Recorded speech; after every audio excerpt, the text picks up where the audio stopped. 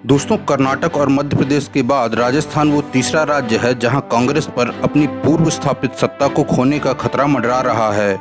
कर्नाटक और मध्य प्रदेश की तरह ही कांग्रेस के विधायकों ने बगावत का बिगुल फूंक दिया है। कांग्रेस तो अपनी स्वाभाविक भूमिका में नजर आ रही है, मगर राजस्थान में भारतीय जनता पार्टी की भूमिका स्पष्ट नहीं हो रही है। क्या है पूरा मामला, विस्तार से बताएंगे आपको, मगर इससे पहले दोस्तों स्वागत है आपका आसपास की तलाश में।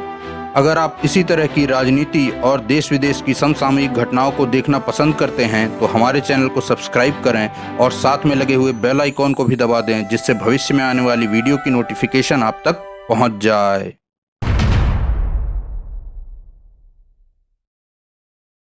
दोस्तों, जैसा कि हम सभी को पता है, हाल ही में अभी सचिन पायलट के नेतृत्व में कांग्रेस के 18 विधायकों ने कांग्रेस पार्टी के विरुद्ध बगावत का बिगुल फूंक दिया है।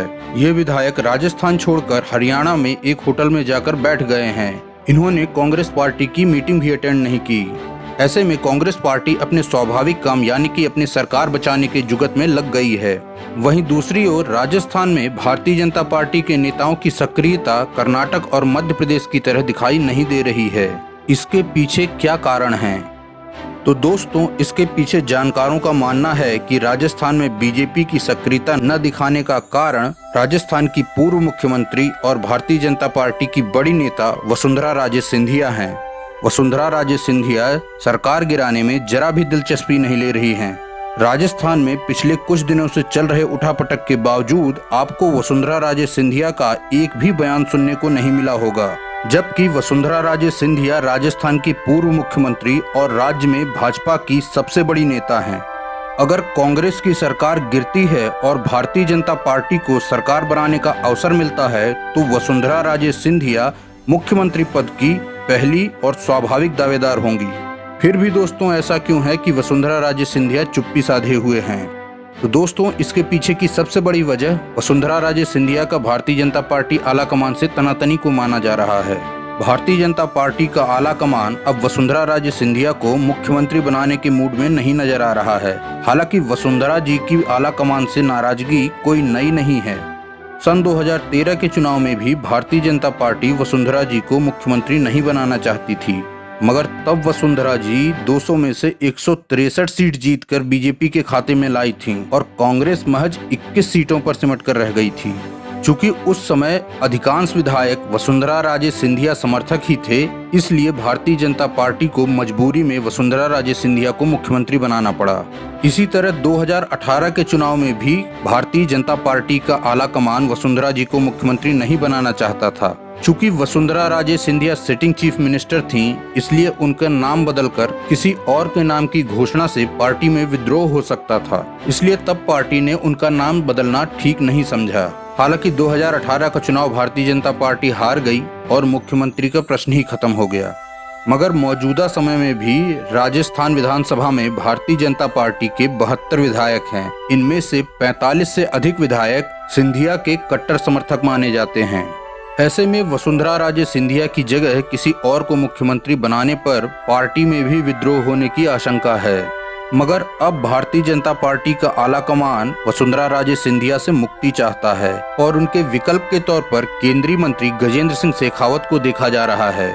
यही कारण है कि जब से राजस्थान में राजनीतिक उठापटक चालू हुई है, तब से गजेंद्र सिंह शेखावत की सक्रियता और बयानबाजी दोनों बढ़ गई है। यही वजह है कि वसुंधरा राजे सिंधिया इस राजनीतिक उथल पुथल में हिस्सा नहीं ले रही हैं और एकदम निष्क्रिय नजर आ रही हैं।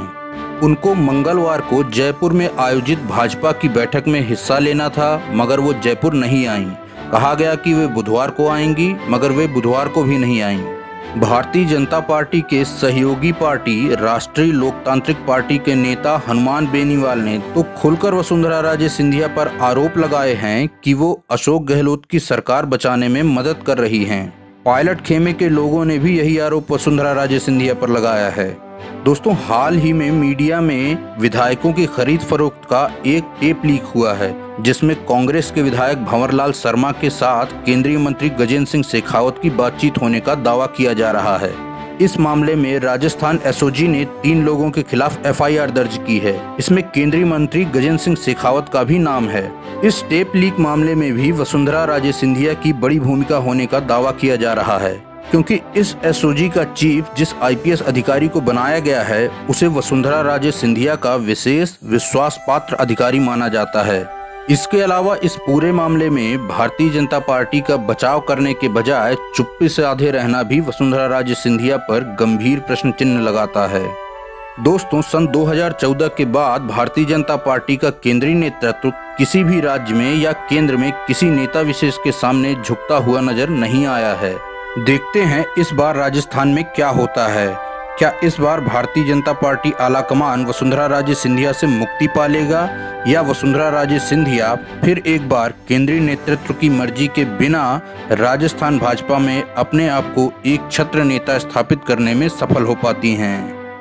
दोस्तों, इस विषय पर आपकी क्या राय है कमेंट के माध्यम से जरूर बताइएगा। अगर यह वीडियो अच्छा लगा हो तो इसे लाइक करें, अपने दोस्तों के साथ शेयर करें और अगर अब तक चैनल सब्सक्राइब नहीं किया है तो उसे भी कर लें।